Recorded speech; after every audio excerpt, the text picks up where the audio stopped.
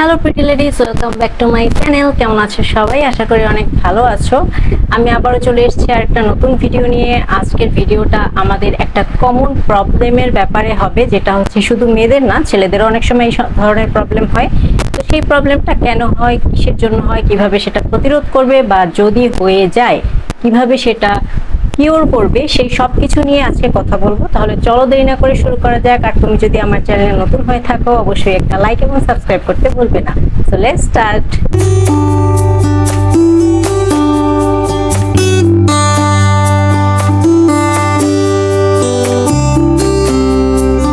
So আমরা ছেলে হই বা মেয়ে হই, আমাদের একটা কমন সমস্যা যেটা হয়ে থাকে সেটা হচ্ছে আমাদের নাকের এখানে বা এখানে ব্ল্যাক হেডস এবং হোয়াইট হেডস প্রায় দেখা দেয়।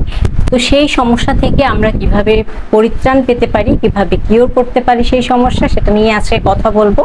তো ব্ল্যাক হেডস হওয়া প্রতিরোধ করার জন্য আমাদের প্রথমে যেটা জানতে হবে সেটা হচ্ছে ব্ল্যাক হেডস কেন হয়, এটার কারণ কি, সেভাবে আমাদেরকে প্রথমে চেষ্টা করতে হবে সেই কারণটাকে প্রতিহত করার। এরপরে যদি হয়ে যায় তাহলে আমাদের যেটা করতে হবে সেটা কিউর করার চেষ্টা করতে হবে। তো সবই স্টেপ বাই স্টেপ আমি তোমাদের সাথে আলোচনা করব। তো প্রথমেই আমরা জেনে নিই যে এই ব্ল্যাক হেডস গুলো আসলে কেন হয় আমাদের ত্বকে। আচ্ছা, আমরা সবাই জানি যে আমাদের স্কিনে অনেক ছোট ছোট পোর আছে যেগুলো সব সময় থাকতে হয়। যদি আমাদের এই যে বিভিন্ন ডার্ট এবং দূষণের যে ইমপিউরিটিস গুলো, ওগুলো যদি আমাদের পোরের মধ্যে ঢুকে যায়, তাহলে দেখা যায় যে অনেক সময় পোরটা ক্লগ হয়ে যায়। আবার যদি কারো অ্যাকনি প্রোন স্কিন হয়, তখন দেখা যায় যে ওই পোরের মধ্যে অ্যাকনিটা পুরোপুরি প্রকাশ না পাওয়ার কারণে ওই পোরের মধ্যেই আটকে গিয়ে ক্লগ হয়ে যায়।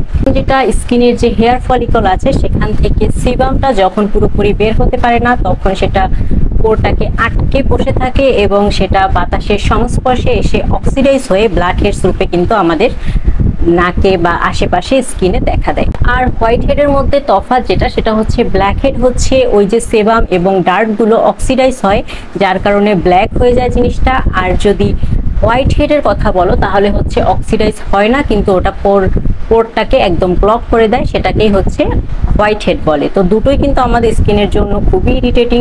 আমাদের স্কিনে ভালো মতো মেকআপ বসে না, আর পোর যদি ক্লগ থাকে তাহলে কিন্তু বিভিন্ন ধরনের পিম্পল, অ্যাকনি সমস্যা আমাদের দেখা দেয়। তাই অবশ্যই চেষ্টা করতে হবে যাতে কোনোভাবেই এই ব্ল্যাক হেডটা না আসে। আর যদি এসেও যায় তার জন্য কি করতে হবে সেটা আমি একটু পরে বলছি। যেহেতু ব্ল্যাক হেড, হোয়াইট হেড আমাদের স্কিনের ইনার লেয়ার থেকে গ্রো করে, তাই আমাদের কিন্তু যেসব স্ট্রিপ বাজারে পাওয়া যায়, যেটা হচ্ছে আমরা অনেক সময় দেখে থাকি যে নাকে লাগিয়ে সেটাকে টান দিয়ে উঠানো হয়। আমার এটা নিয়ে একটা রিভিউ আছে।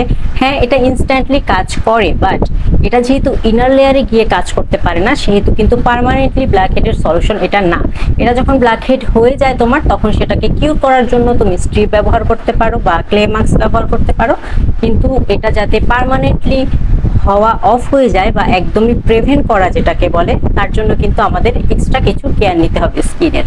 ব্ল্যাক হেড, হোয়াইট হেড প্রিভেনশনের জন্য আমরা কি কি পদ্ধতি ব্যবহার করব সেটা আমি একটু পরে আসছি। তার আগে হচ্ছে বলে নিই যে যদি একবার আমাদের ব্ল্যাক হেড, হোয়াইট হেড হয়ে যায় তাহলে আমরা কিভাবে সেটার সলিউশন করব।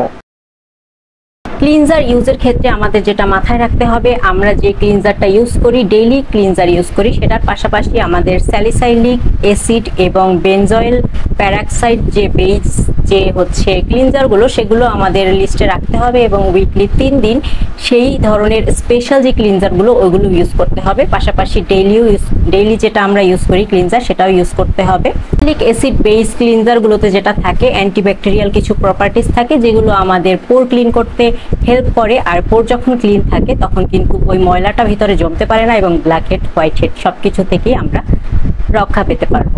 আমাদের ফেস এক্সফোলিয়েশন করতে হবে। ফেস এক্সফোলিয়েট করা যে কতটা গুরুত্বপূর্ণ সেটা আমরা সবাই জানি যারা একটু স্কিন কেয়ার নিয়ে ঘাটাঘাটি করেছি। এক্সফোলিয়েশনের ফলে হচ্ছে আমাদের ডেড সেলগুলো উঠে আসে এবং আমাদের পোরের ভিতরে যে ময়লাগুলো সেগুলো কিন্তু বের হয়ে আসে। যাদের ব্ল্যাক হেডের সমস্যা, হোয়াইট হেডের সমস্যা, তারা কিন্তু একটু এক্সট্রা স্পেশাল এক্সফোলিয়েশন ব্যবহার করতে হবে, যেটা হচ্ছে AHA এবং BHA যুক্ত। AHA যেটা সেটা হচ্ছে হোয়াইট হেডের জন্য এবং BHA যেটা সেটা হচ্ছে ব্ল্যাক হেডের জন্য। এই দুটো ইনগ্রেডিয়েন্ট যুক্ত যে এক্সফোলিয়েটর গুলো আছে, ওগুলো দিয়ে যদি আমরা আমাদের স্কিন উইকলি 2 থেকে 3 টাইমস যদি আমরা হচ্ছে এক্সফোলিয়েট করি তাহলে কিন্তু আমাদের পোর অনেকখানি ক্লিন হয়ে যায়, কারণ এই উপাদানযুক্ত যে এক্সফোলিয়েশন গুলো আছে ওগুলো হচ্ছে পোরের ভিতরে পেনিট্রেট করে এবং সব ময়লা কিন্তু ক্লিন করে নিয়ে আসে।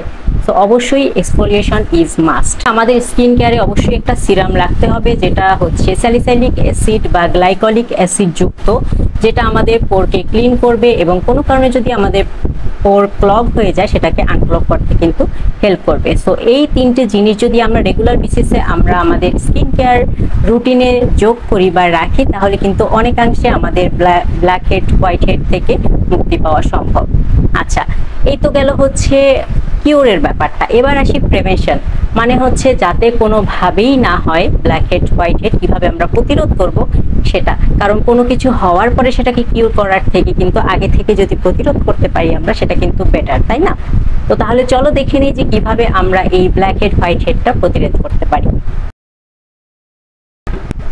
Black head white head prevent করার জন্য আমি তোমাদেরকে 4টা টিপস বলবো। এই 4টা টিপস যদি তোমরা রেগুলার বেসিসে মেনে চলতে পারো তাহলে আমি বলবো যে অনেকাংশেই তোমরা কিন্তু ব্ল্যাক হেড হোয়াইট হেডের হাতে থেকে রক্ষা পাবে এবং সেটা একদম হবে না বললেই চলে, ঠিক আছে? তো প্রথম টিপস কি? প্রথম টিপস হচ্ছে অবশ্যই তোমার ফেসের টাইপ অনুযায়ী একটা ক্লিনজার চুজ করতে হবে এবং সেটা দিয়ে সকালে এবং রাতে 2বার, মানে মিনিমাম 2বার, ম্যাক্সিমাম আরো 1বার 2বার করা যায়, বাট বেশি করা উচিত না। মিনিমাম 2বার সকালে এবং রাতে তোমার ফেসটা ক্লিন করতে হবে। ফেস ওয়াশ চুজিং এর ক্ষেত্রে অবশ্যই তোমার ফেস টাইপ, তোমার ফেসের প্রবলেম অনুযায়ী চুজ করতে হবে। আর যেটা বললাম যে স্যালিসাইলিক অ্যাসিড যুক্ত যে ধরনের ক্লিনজার গুলো আছে ওগুলো ইউজ করতে পারলে আরো ভালো হয় তোমার রেগুলার ক্লিনজারের সাথে। তো এভাবে তোমার মুখটাকে ফ্রেশ রাখতে হবে এবং ক্লিন রাখতে হবে। সেটা হচ্ছে নন কমেটোজেনিক প্রোডাক্ট ইউজ করা। কমেটোজেনিক প্রোডাক্ট যেগুলো আছে সেগুলো আমাদের পোরকে আরো বেশি ক্লগ করে দেয়, আরো বেশি সেন্সিটিভ করে দেয়। তাই নন কমেটোজেনিক সানস্ক্রিন বা অন্যান্য যেসব স্কিন কেয়ার প্রোডাক্ট তুমি ইউজ করবে সেগুলো যেন অবশ্যই নন কমেটোজেনিক হয়, সেটার দিকে অবশ্যই খেয়াল রাখতে হবে। টিপস, এটা সব থেকে বেশি ইম্পর্টেন্ট, বাট এটা আমরা কিন্তু অনেকেই মানি না, বাট এখন থেকে এটা মেনে চলতে হবে যদি তুমি তোমার ব্ল্যাক হেড হোয়াইট হেড প্রতিরোধ করতে চাও। সেটা হচ্ছে সানস্ক্রিন এবং মেকআপ অ্যাপ্লাইয়ের পর অবশ্যই ডাবল ক্লিনজিং করতে হবে। এখন মেকআপ আমরা রিমুভ করার পর ডাবল ক্লিনজিং সবাই করি, এটা আমরা সবাই জানি, কিন্তু অনেকে কিন্তু এটা জানি না যে শুধু সানস্ক্রিনও যদি আমরা মুখে দেই, অনেক সময় হয় না যে আমরা মেকআপ ছাড়া শুধু সানস্ক্রিন ময়শ্চারাইজার দিয়ে চলে যাই বাইরে, এরকমও যদি হয় যে আমরা সানস্ক্রিন মুখে আছে সেটাকেও কিন্তু আমাদের ডাবল ক্লিনজিং করতে হবে। আর ডাবল ক্লিনজিং কিভাবে করে সেটা আই গেস সবাই জানো, যদি না জেনে থাকো কমেন্ট করো, আমি একদিন প্রসেস দেখিয়ে দেবো ভিডিওতে। তো যাই হোক, সেটা অবশ্যই মাস্ট। তুমি সানস্ক্রিন দিলেও তোমাকে ডাবল ক্লিনজিং করতে হবে, তাতে যেটা হবে তোমার মুখটা ফ্রেশ থাকবে, একদম কোনো প্রোডাক্ট কিন্তু অবশিষ্ট থাকবে না। কারণ সানস্ক্রিন জিনিসটা কিন্তু আমাদের স্কিনে একটা লেয়ার হিসেবে কাজ করে, যেটাকে প্রপারলি ক্লিন না করলে কিন্তু আমাদের স্কিনের যে মেইন বেসটা সেটা কিন্তু বের হয় না, মানে আলো বাতাস লাগে না এবং প্রপার ক্লিন হয় না। সো অবশ্যই ডাবল ক্লিনজিং ইজ মাস্ট।